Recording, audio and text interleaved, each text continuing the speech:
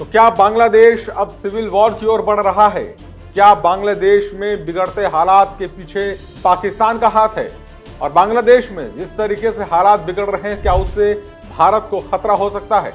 इन सभी सवालों के जवाब आज हम इस वीडियो में जानेंगे, क्योंकि जिस तरीके से बांग्लादेश में हालात बदल रहे हैं, राजनीतिक तनाव के बीच अब सेना को लेकर भी गंभीर सवाल उठने लगे हैं और कई रिपोर्ट्स ये बता रही हैं कि अब बांग्लादेश की सेना दो गुटों में बढ़ चुकी है। आरोप है कि हालिया हिंसा के पीछे कुछ पाकिस्तान समर्थक अफसरों की भूमिका हो सकती है और यही वजह कि बांग्लादेश की सेना में अब फूट की भी चर्चा लगातार हो रही है। सूत्रों और मीडिया रिपोर्ट के अनुसार बांग्लादेश आर्मी के एक हिस्से पर यह आरोप लग रहे हैं कि वो कट्टरपंथी और पाकिस्तान समर्थक सोच से प्रभावित हैं।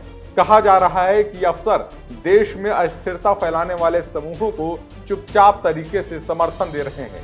दूसरी तरफ सेना का एक बड़ा हिस्सा खुद को संविधान और लोकतांत्रिक सरकार के प्रति वफादार बता रहा है। इसी वजह से सेना के भीतर मतभेद की खबरें भी लगातार सामने आ रही हैं।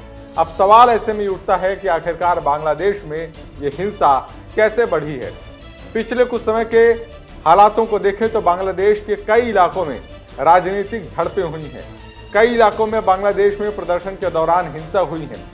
आम लोगों पर लगातार हमले हुए हैं। इसके अलावा जिस तरीके से हिंदुओं पर अत्याचार हुआ है वो अपने आप में एक बड़ा और गंभीर मुद्दा है। इन तमाम घटनाओं के बाद विपक्ष का आरोप है कि हालात को जानबूझकर बिगाड़ा जा रहा है ताकि सरकार और सुरक्षा बल कमजोर पड़ जाए। अब ऐसे में सवाल एक ये भी है कि क्या इन हालातों के पीछे पाकिस्तान समर्थक अफसरों का भी कोई हाथ है?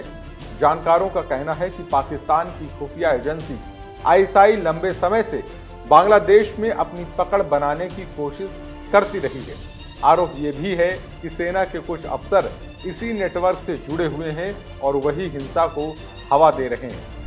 हालांकि बांग्लादेश सरकार ने अभी तक इन आरोपों की आधिकारिक रूप से कोई पुष्टि नहीं की है। सुरक्षा एजेंसियां लगातार इस बात को लेकर गंभीर हैं कि कहीं कोई विदेशी ताकत देश के अंदर हालात बिगाड़ने में अपनी भूमिका तो नहीं निभा रहा है। तो क्या बांग्लादेश की सेना वाकई में दो खेमों में बढ़ती हुई नजर आ रही है और क्या उसमें पाकिस्तान समर्थक अफसरों की भूमिका सामने आ रही है या सिर्फ एक अफवाह है?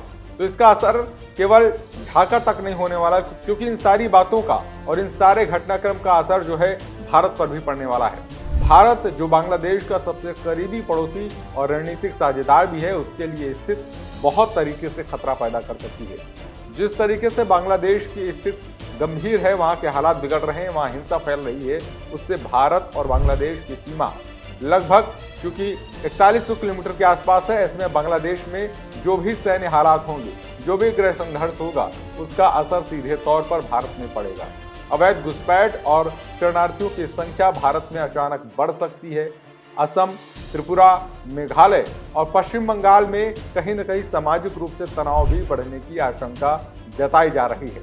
इसके अलावा भारत के जो सीमावर्ती इलाके हैं, उनमें आतंकवादी घुसपैठ के रास्ते खुलने के आसार भी नजर आ रहे हैं और इससे भारत में आतंकवादी घटनाएं भी बढ़ सकती हैं। यानी कि ये सारी घटनाएं बांग्लादेश में जो हो रही हैं, उसका सीधे तौर पर भारत में असर पड़ने वाला है।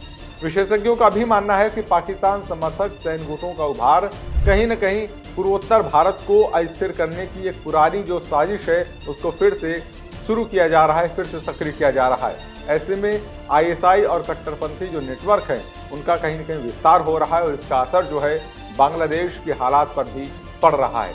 यानी कि बांग्लादेश की सेना का कोई हिस्सा पाकिस्तान समर्थक विचारधारा की ओर झुक सकता है और उसका सीधे तौर पर असर भारत पर पड़ेगा और कहीं न कहीं भारत इसके लिए सबसे बड़ा रेड अलर्ट कंट्री हो और कहीं न कहीं भारत के लिए सबसे बड़ा रेड अलर्ट भी है। आईएसआई जिस तरीके से बांग्लादेश के रास्ते हथियार, फंडिंग और आतंकी स्लीपर को सक्रिय कर रहा है, वो भारत के लिए खतरा है। कट्टरपंथी संगठनों को पूर्वोत्तर में फिर से जमीन मिलने का भी खतरा है। आपको बता दें कि 2000 के आसपास यूएलएफए और अन्य जो संगठन है, उग्रवादी संगठन है, उन्होंने बांग्लादेशी जमीन का इस्तेमाल, आपको बता दें साल 2000 के आसपास उल्फा और जो बाकी उग्रवादी संगठन हैं, उनको बांग्लादेशी जमीन का इस्तेमाल करने दिया गया था, जिसके बाद शेख हसीना सरकार ने इसको बंद कर दिया था। कहीं ना कहीं भारत की जो इसमें नेबरहुड फर्स्ट की नीति है उसको इससे झटका लगने वाला है और इन हालातों का असर भारत पर किस तरीके से पड़ेगा इसका आप अंदाजा लगा सकते हैं। भारत बांग्लादेश संबंध पिछले एक दशक में सबसे ज्यादा जो मजबूत हुए थे उन पर भी इसका सीधे तौर पर असर पड़ने वाला है। साथ ही साथ जो सीमा समझौता है उस पर भी कहीं ना कहीं इसका असर पड़ेगा, फिर वो चाहे रेल सड़क की कनेक्टिविटी हो, चाहे ऊर्जा का क्षेत्र हो, या फिर बांग्लादेश के जो भी राजनीतिक हालात हैं या सैन्य हालात हैं उनका दोनों देशों के बीच में संबंधों पर इसका असर हो। यानी कि जो नेबरहुड फर्स्ट नीति वाली भारत की नीति रही है उसको झटका लगेगा और कहीं न कहीं इसका फायदा चीन और पाकिस्तान को मिलने वाला है। यानी कि इन संघर्षों के माध्यम से भारत को कहीं न कहीं अलर्ट रहना होगा। बांग्लादेश में जिस तरीके से हिंसा बढ़ रही है उस पर नज़र बना कर रखनी पड़ेगी और भारत की लीडरशिप को कहीं न कहीं देखना पड़ेगा कि अगर बांग्लादेश में ऐसी हिंसाएं बढ़ रही हैं तो उनको किस तरीके से कम किया जा सके। अपने प्रभाव का इस्तेमाल करते हुए वहाँ के हालातों पर नज़र रखते हुए इसको कहीं न कहीं दूसरे अन्य जो देश हैं, चाहे वो चीन हो चाहे बाकी देश हों, उनको ये लाभ न मिले इस बात के लिए पुख्ता इंतजाम करने होंगे। आपका इस मुद्दे पर, इस विषय पर आपकी क्या राय है, हमें कमेंट करके जरूर बताएं। ऐसी और भी तमाम वीडियोस के लिए देखते रहें और कहीं जॉब।